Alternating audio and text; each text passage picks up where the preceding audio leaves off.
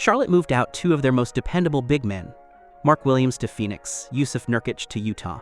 On paper, that looks like a front office gutting its own interior. The paint scoring dropped, the reliable finishers were gone, and yet they won 44 games.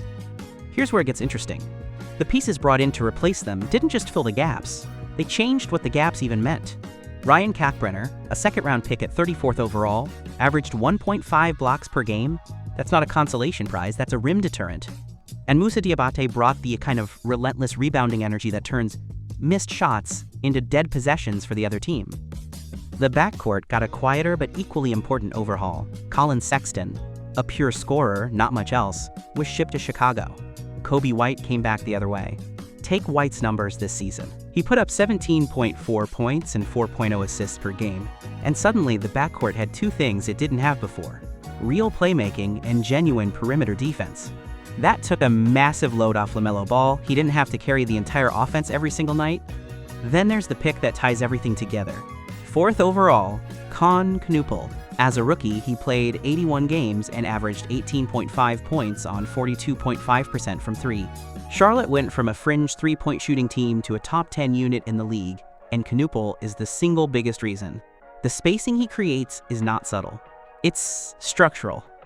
Zion James, 33rd overall, logged all 82 games and quietly shored up the perimeter defense all season long. Parting ways with proven veterans looks like a step back on the surface. Charlotte's front office bet that young, high-ceiling talent would outperform established but limited production. By April, that bet had paid off in full. On screen, you're looking at 3 layers of data. The top section shows Charlotte's league-wide rankings across key categories from NBA.com. The bottom section ranks the combined ability scores of each team's top 10 players, sourced from NBA SDB.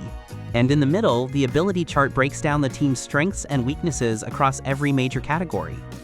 Start with the offensive numbers, and the jump is stark. Effective field goal percentage went from dead last 30th in the league all the way up to 12th. The offensive rating climbed from 29th to 5th. That's not incremental improvement, that's a different team. The engine behind it was three-point volume and accuracy. Charlotte went from 18th to 1st in the league in threes made. And when shots did miss, the offensive rebounding rate moved from 8th to 2nd, meaning the Hornets weren't just getting good looks, they were getting second chances at a rate almost no team in the league could match. Now here's where the data gets genuinely strange. On defense, the traditional numbers look clean. Defensive rating improved from 24th to 11th. Defensive rebounding rate jumped from 16th to 2nd. Both solid. But dig into the talent-based ability rankings from NBA SDB, and the picture flips. Individual rebounding ability dropped from 3rd to 11th. Individual block ability fell from 7th to 23rd. The raw talent at those positions got worse, and yet the team defended better. The explanation is in the details. Steal rate cratered from 14th down to 29th. Charlotte stopped gambling. No more reaching, no more chasing highlight plays. The entire defense shifted toward airtight positioning and making sure every possession ends cleanly. Disciplined rotations replaced individual shot blocking. Consistent box-outs replaced individual rebounding talent. There's also a pace element here. Turnover rate sat at 27th. Still a real problem. So Charlotte's answer was to slow everything down. Their pace ranked 26th in the league. Fewer possessions means fewer transition opportunities for the opponent. Fast break points allowed improved from 23rd to 15th, and pace control is a big reason. Here's the bottom line on all of this. The combined talent score for Charlotte's top 10 players ranked 21st in the league, bottom 3rd, and yet their net rating finished 8th. That gap between talent ranking and actual results is one of the most striking team-level outcomes of the entire season. Jeff Peterson and Charles Lee built a system that outperformed its roster on paper by a significant margin. But systems built on precision have a fragility to them. Late in the season, Coby White went down with an injury, and the discipline that had held everything together started to unravel. Charlotte dropped out in the play-in round. Then, shortly into the offseason, Brandon Miller had surgery on his left shoulder. There is no definitive timetable for his return. The Hornets spent this season proving that structure can compensate for talent gaps, and now they're heading into next year with their best two-way forward unavailable from the jump.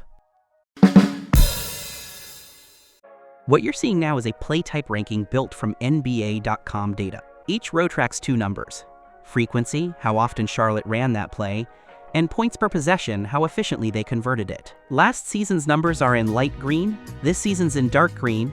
The pattern across almost every category is the same. Volume went up, and efficiency went up with it. That combination is rarer than it sounds. Most teams have to choose run more pick and roll or run it better. Charlotte did both.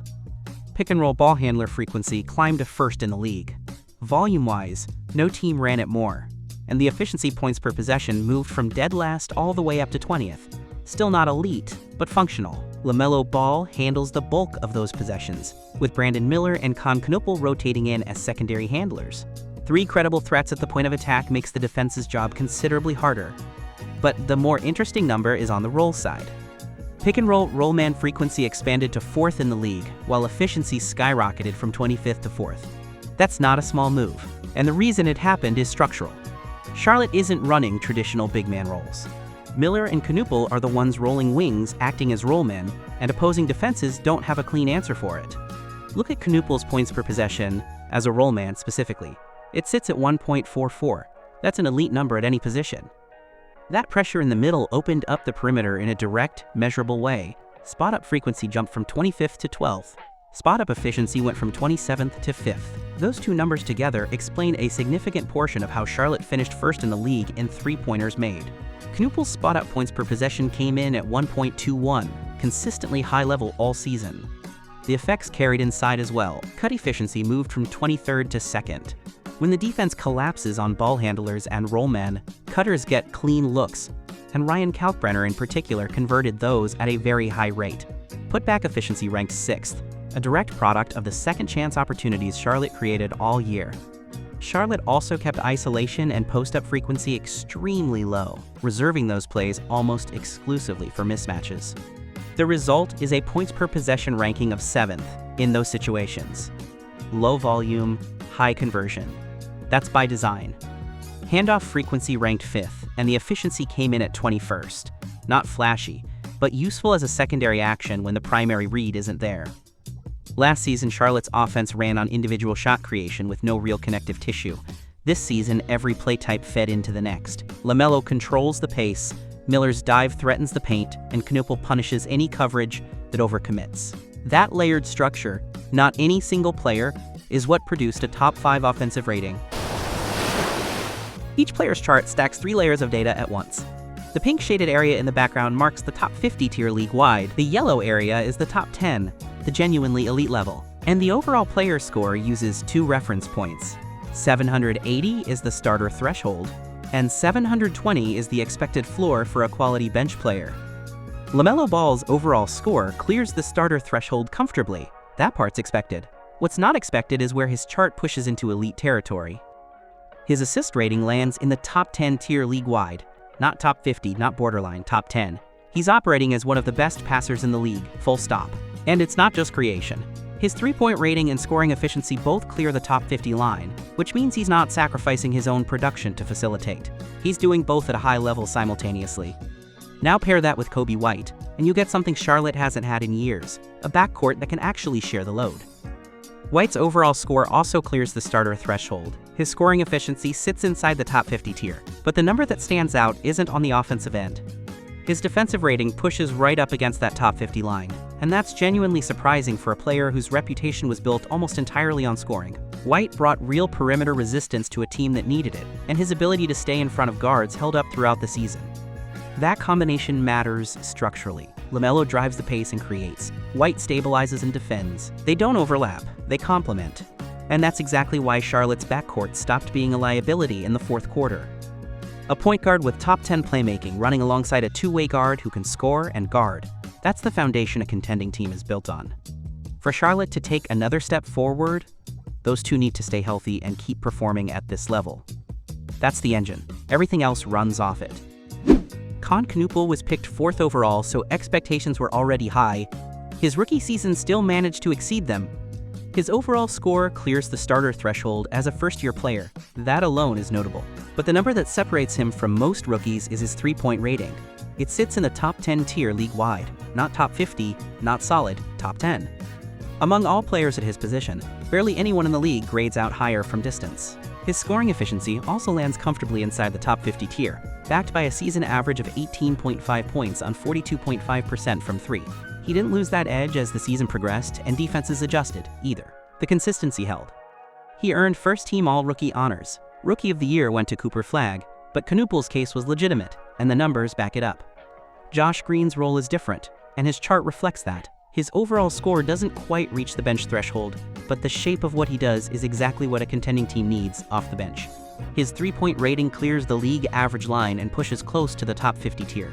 He shot 42% from 3 on the season. His defensive rating also sits above league average. 2 categories, both above the line. In a second unit, that's a reliable floor. Last season, this position group lacked both balance and depth. This year, Knueppel provided elite shooting gravity at the starting level, and Green kept the second unit from losing ground defensively or spacing-wise. Together, they gave Charlotte a shooting guard rotation that pushed the team's overall offensive ceiling considerably higher, and the top 5 offensive rating this season reflects that directly. Brandon Miller's overall score this season came in at 832. The starter threshold is 780. That gap isn't marginal. It's the difference between a solid rotation piece and a player operating at an all-star level of two-way impact. His three-point rating and scoring efficiency both sit inside the top 50 tier. He averaged 20.2 points on 43.5% from the field and 38.3% from 3 career bests across the board. But the number that changes how you have to defend him is on the other end. His defensive score came in at 845.6, pushing right up against the top 50 line. He can guard the opponent's best wing and hold up in pick-and-roll coverage. And he can still be a primary scoring option on the next possession. That two-way profile at his age is genuinely rare. We covered his role as a wing roll man in the offensive section. That tactical wrinkle adds another layer. Defenses can't simply shade off him when he's away from the ball, because he's a live threat whether he's catching on the perimeter or diving toward the rim. The backup at this position was Sion James, a 33rd overall pick, playing in his first NBA season. His overall score landed at 708, close to the bench threshold for a rookie. What stands out on his chart is the shape of it. His 783.8 defensive score clears the starter threshold. His assist rating also sits above league average. When Miller came off the floor, James kept the defensive structure intact. That's not easy to do as a first-year player in a system this disciplined. Last season, this position group was thin and still developing. This year, Miller delivered at a level that belongs in the top tier of small forwards league-wide, and James provided real defensive continuity off the bench. Charlotte's wing group went from a question mark to one of the stronger positional units in the Eastern Conference, and that depth is what allowed the system to hold up through a long and demanding regular season. Miles Bridges posted an overall score of 791, clearing the starter threshold and holding it across a full season. His numbers were slightly down from last year in a few areas, but the categories that define his role stayed consistent. His rebounding and defensive ratings both sit above league average, and that's exactly what Charlotte asked of him. On the stat sheet, he averaged 17.1 points and 5.8 rebounds per game. His perimeter shooting remained a limitation. That's a known part of his profile. But as a physical, interior-focused defender who takes on tough assignments and finishes possessions, he delivered. The role became more specialized this season, and he fit it. Grant Williams came off the bench in a supporting role, and the context here matters. He's coming back from a serious injury and appeared in only 36 games. His overall score landed at 715, just short of the bench threshold. But look at where his numbers land specifically. His three-point percentage came in at 38.8%, which clears league average. His defensive rating also sits above the line. For a stretch 4 coming off the bench, those two categories are the ones that matter most, and he's above average in both. He's not going to fill a box score, but when he's on the floor, possessions end cleanly. That's a consistent, low-noise contribution. Last season, this position group leaned heavily on one profile and lacked balance. This year, Bridges provided a reliable physical foundation, and Williams added versatility when healthy. Together, they gave the front court a more well-rounded shape, one that held up across a long regular season without a significant drop-off. That stability up front isn't glamorous, but it's load-bearing. Charlotte's defensive structure depends on it. The center position was Charlotte's most significant defensive upgrade this season, and the numbers at this spot are worth slowing down on. Moussa Diabaté's overall score clears the starter threshold. His rebounding and defensive ratings both exceed 800, well above league average on both counts. He averaged over 8 rebounds per game, and the consistency of that effort across a full season gave Charlotte reliable possession control every night.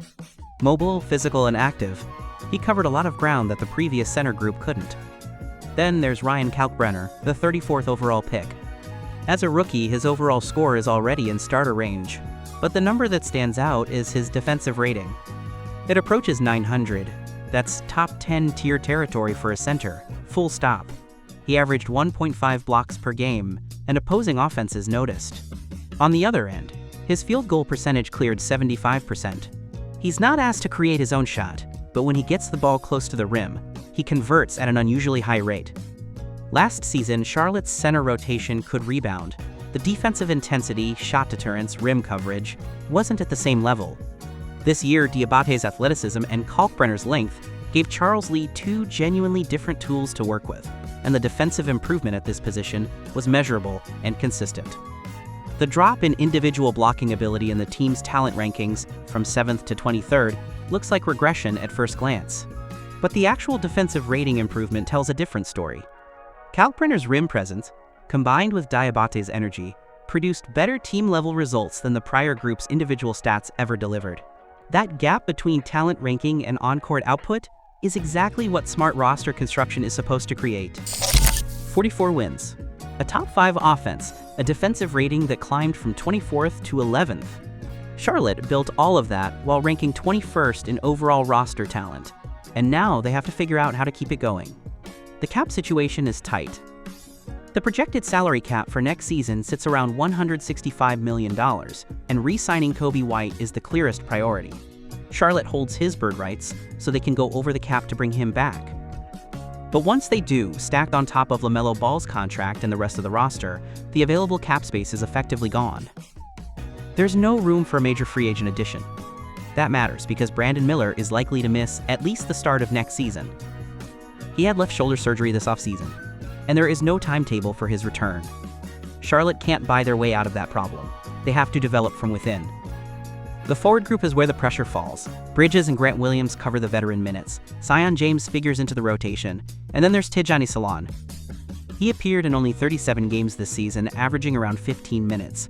The limited role had two explanations: a misstretch due to injury, and a deliberate decision to keep his development in the G League. In the G League Finals, he played 35 minutes and put up 19 points, 10 rebounds, and 2 blocks. Charlotte won the championship.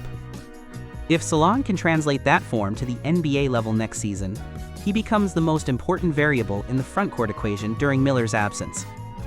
The size issue at power forward, though, doesn't fully resolve through internal development alone. That's what makes the draft happening today so consequential for this franchise.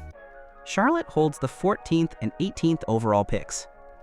Reports indicate the front office has explored trading up into the top 10. The name that keeps appearing in connection with those discussions is Yaxel Lendeborg, out of Michigan. He's 23 years old, older than the typical rookie, but his physical profile is notable. 6'8", 241 pounds with a 7'3" wingspan. He's a switchable defender who can guard multiple positions, and he passes at a level you don't often see from big men. The comparison that's been floated around league circles is a younger Draymond Green. Whether that holds up at the NBA level is the question, but as an immediate impact frontcourt piece, he checks every box for Charlotte. The blueprint is clear: retain Coby White, patch the frontcourt via the draft, and trust the system to weather Miller's absence. If that sequence plays out cleanly, Charlotte enters next season as a genuine threat in the Eastern Conference standings. Not a play-in team, but a team capable of pushing the top seeds. The 2026 draft is the first move. Everything else follows from there. That does it for today's breakdown.